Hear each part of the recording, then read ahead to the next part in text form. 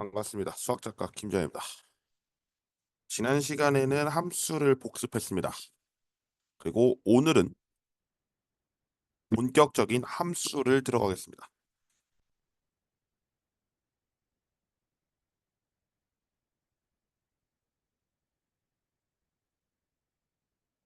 이게 처음 써보긴 하지만 적응이 안 되긴 하네요. 또 함수의 뜻을 설명하겠습니다. 일단 이 함수를 알기 전에 뭐를 알아야 하냐면 대응을 알아야 합니다. 대응. 이 correspondence를 알아야 됩니다. 얜 뭘까요?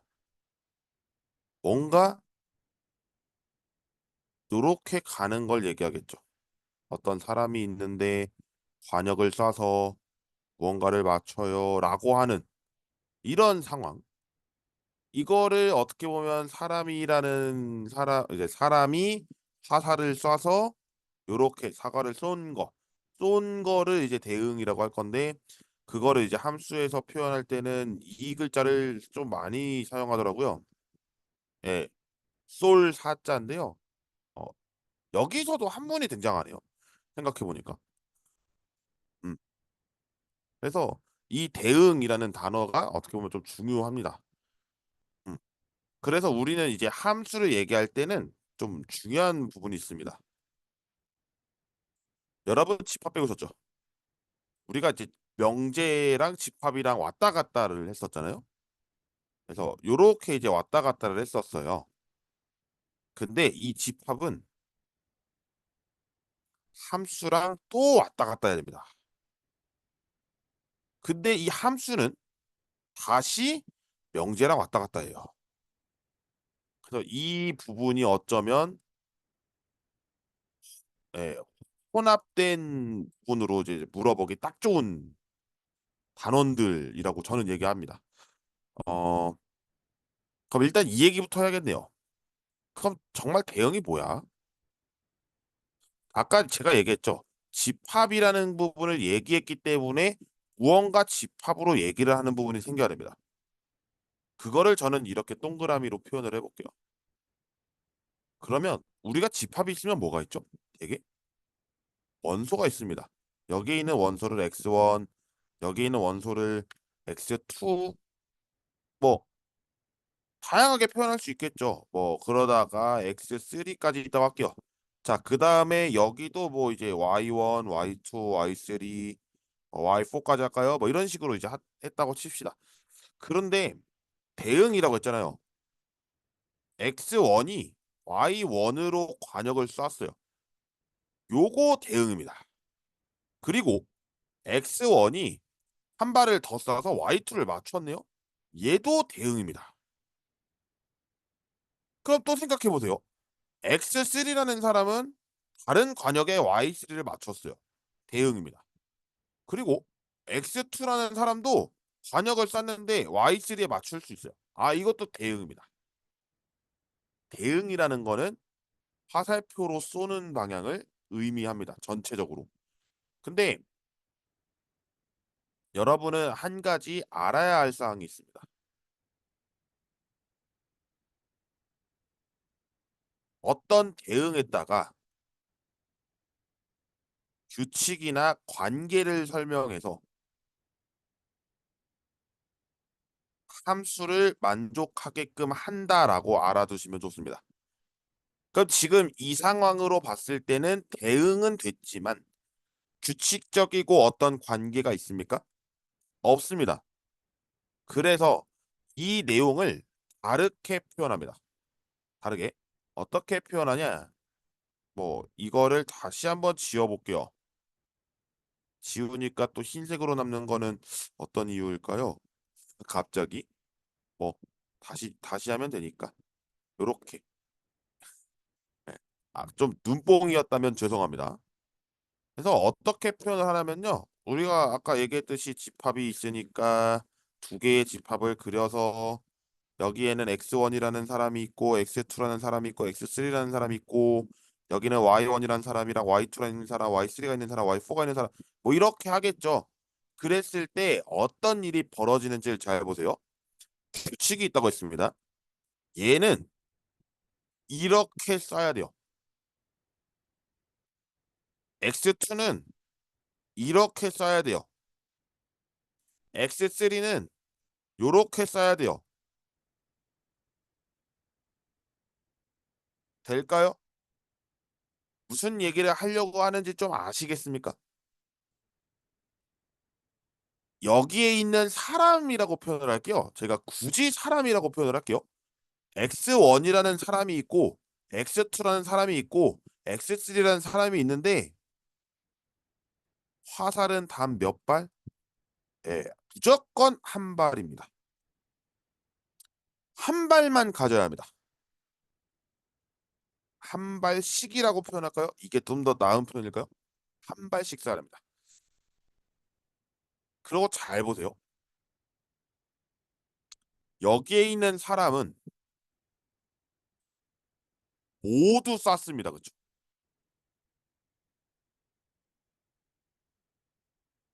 화살로 봤을 때 모두 쐈다는 규칙이 있습니다. 결국에 화살을 한 발씩 쏘는 거랑 모두 쐈다는 이 부분 때문에 우리는 규칙이라는 거를 발견을 했고 그 규칙이라는 걸 찾았으니까 이제 어떤 부분을 얘기할 수 있다? 네, 함수라는 걸 얘기할 수 있다.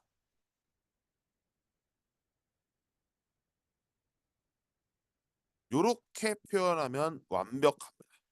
그래서 함수의 조건을 두 가지로 표현을 하면 쏘려고 하는 쪽에서 모두 쏴야 하고요. 한 발씩 쏴야 됩니다. 그럼 이걸 좀 강조할까요? only one이라고 표현하겠습니다. 아무 누구 그러니까 여기에 있는 이 X3라고 하는 사람이 지금은 화살을 쏜 상태지만 안 쐈다고 가정할게요. 이러면 함수가 될 수 없습니다. 그리고 제가 only one이라고 했잖아요. 한 명이 다 관역에 맞추려고 욕심 부려서 Y1에도 맞추고 Y2에도 맞추고 Y3에도 맞추고 Y4에도 맞추고 이러면 규칙이 없어요. 그래서 이제 우리는 선배 수학자들 분께서 규칙이라는 걸 만드는데 그 규칙이 all과 only one입니다. 근데 이 상황에서 또 해야 될 게 있죠. 우리는 약속을 합니다. 약속을 해야 돼요.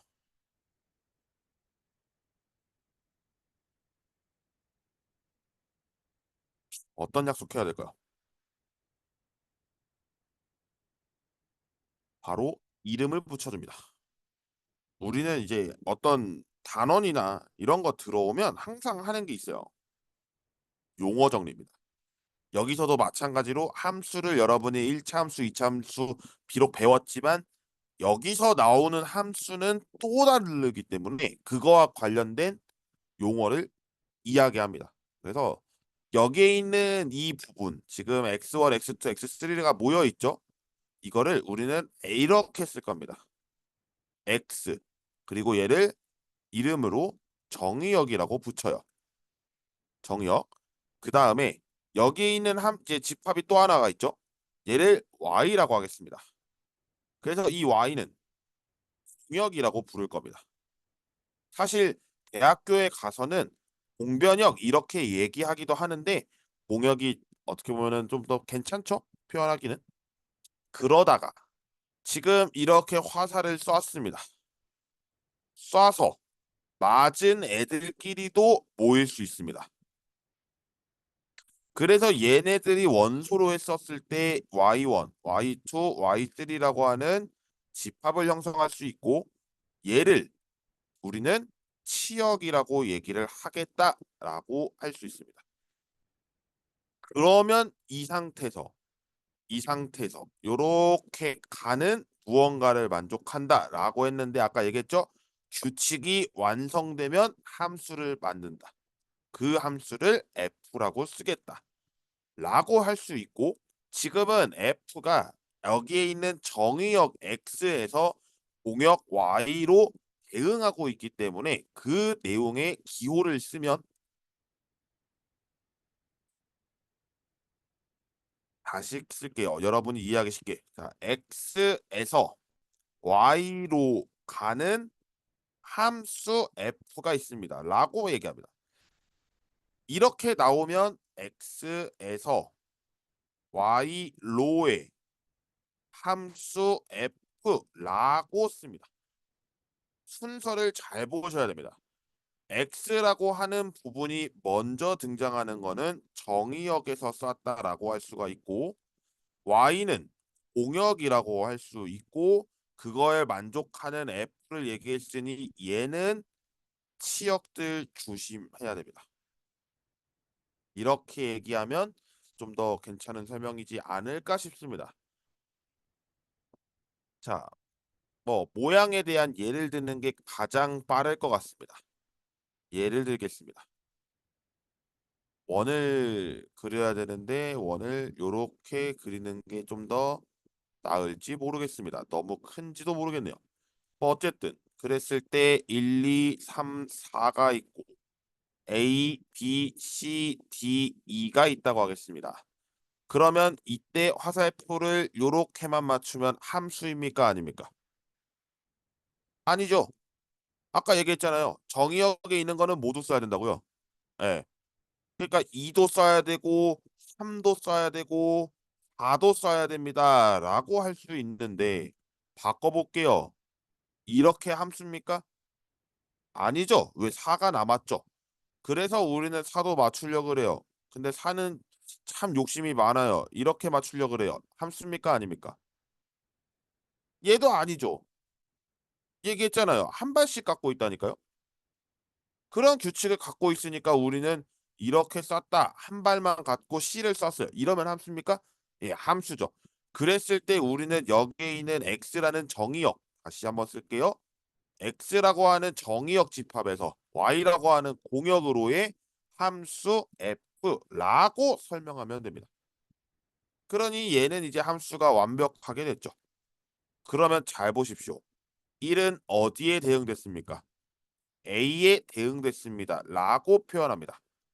다시 2는 B에 대응됐습니다.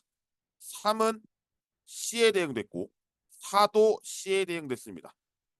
라고 하면 여기에 있는 이 애들은 무엇이 되고 치역이 되고 근데 이렇게 쓰기에는 좀 귀찮아요.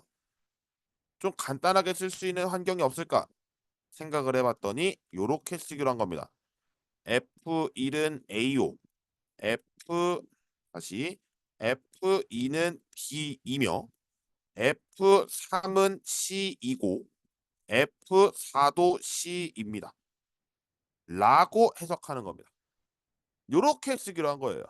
그러니까 여기에 있는 이 1, 2, 3, 4 얘네는 정의역에 해당하는 원소가 되고 A, B, C, C 그러니까 A, B, C는 치역의 원소라고 할 수 있습니다. 그래서 정의역은 X니까 이렇게 쓰면 되죠. 상관없습니다. 근데 중요한 건 치역의 집합을 어떻게 만드느냐. 치역을 만들려고 합니다. 치역의 집합을 만들려고 합니다. 일단 우리는 함수값입니다. x의 함수값입니다. 근데 그 x는 어디에 있냐? 정의역에 있습니다. 라고 하면 됩니다. f라는 것은 이미 얘는 대응이라는 것을 알려주는 거기 때문에 크게 상관이 없습니다. 그래서 x라는 이 정의역의 원소를 끄집어 내와서 그 x를 대응하는 값, 함수값을 찾으면 된다는 얘기를 하고 싶었습니다. 됐을까요? 자, 이제 좀 더 완벽하게 설명하기 위해서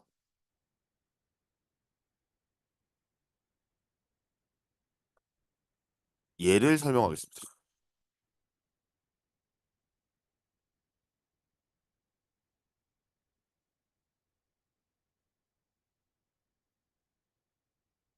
여러 가지 함수가 있습니다. 함수도 무지 많아요. 그렇다고 뭐 1차 함수, 2차 함수 배웠으니까 3차 함수 배우려나 보다.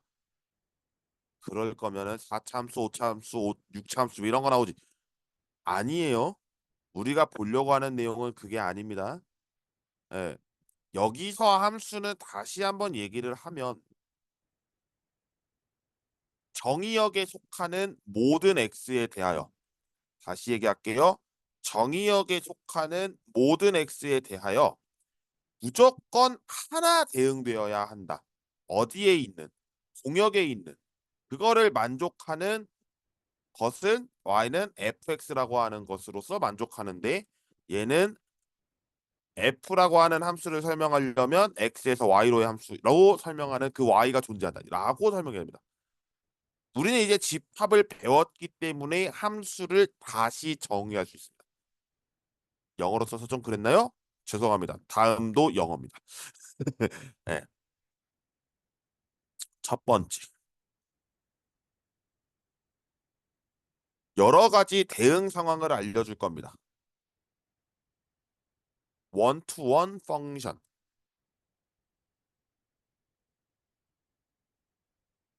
얘를 인젝티브라고도 표현합니다. 인젝티브. 얘는요, 어떤 정의역이 있습니다. 예, 정의역이 이렇게 있고요. 공역이 이렇게 있습니다. 그러면 이 공역과 정의역에 대해서 정의역에는 무조건 써야 된다 그랬죠?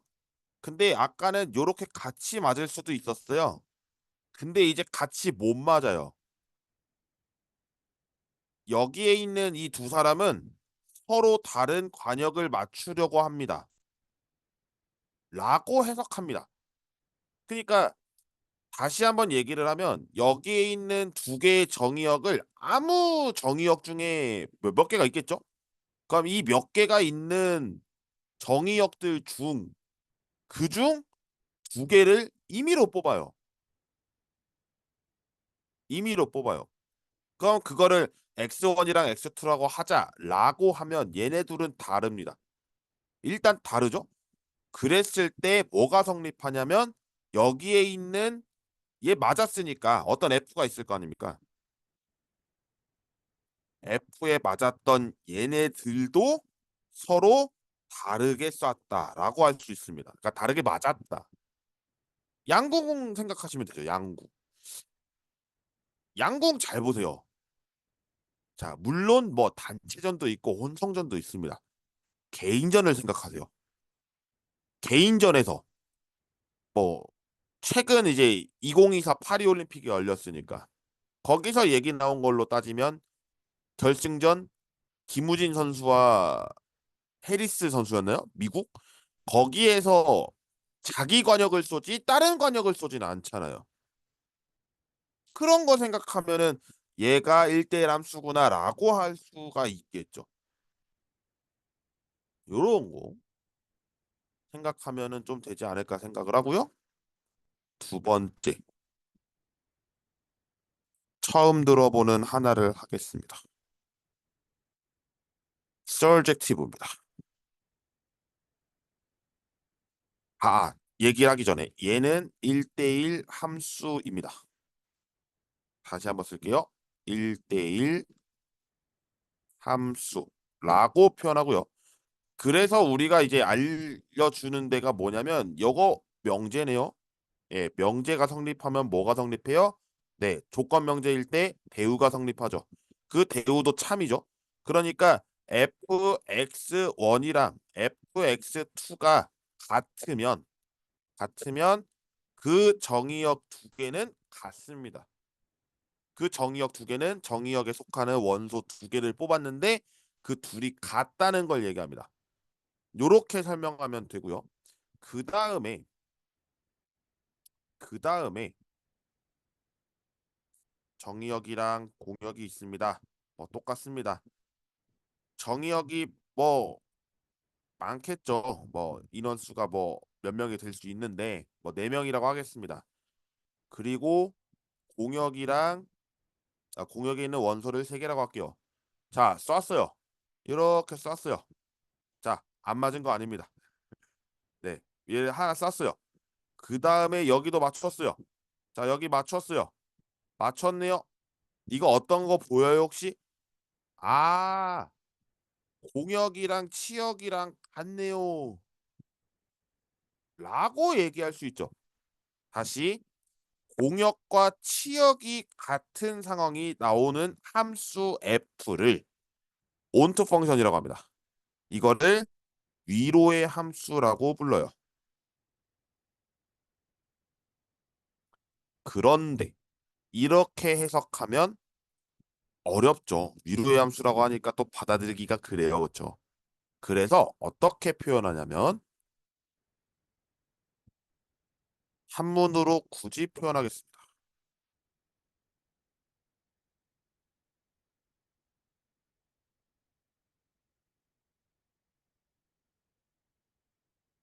단사와 전사입니다.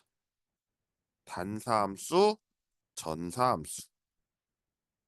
그래서 단사함수는 뭐냐면 한 발씩만 써야 돼요. 그랬더니 하나에만 맞는다.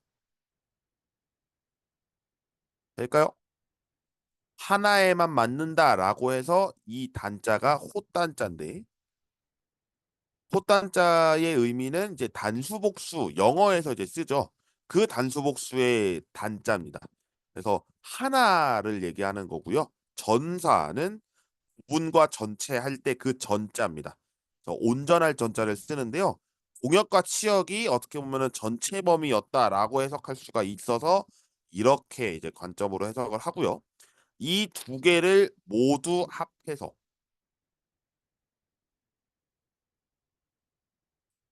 합해서 바이젝티브라고 설명을 합니다. 얘를 얘는 그냥 바이젝티브가 맞긴 한데요. 굳이 쓸게요. 원투원 and 온투라고 해석합니다. 1대1 대응이라고 표현하는 내용이었습니다. 그래서 얘를 한문으로 또 굳이 써보면 뭐 그렇다고 또 다른 한자가 나오는 건 아니고요. 전, 단, 사 요렇게 표현합니다. 전단사 함수. 이래서 함수의 종류까지도 살펴봤습니다. 물론 여러 개 또 있습니다. 또 있는데요. 다음 시간에 설명하겠습니다. 지금 제가 정리를 한 거를 좀 보여드릴까요? 요렇게 하니까 좀 더 채워져 가는 것 같습니까? 예전만큼? 이게 너무 좋았어요. 예. 어쨌든 다음 시간까지 채워서 함수에서 여러 가지 함수까지 끝내도록 하겠습니다. 시청해주셔서 감사드립니다. 다음 시간에 뵙죠.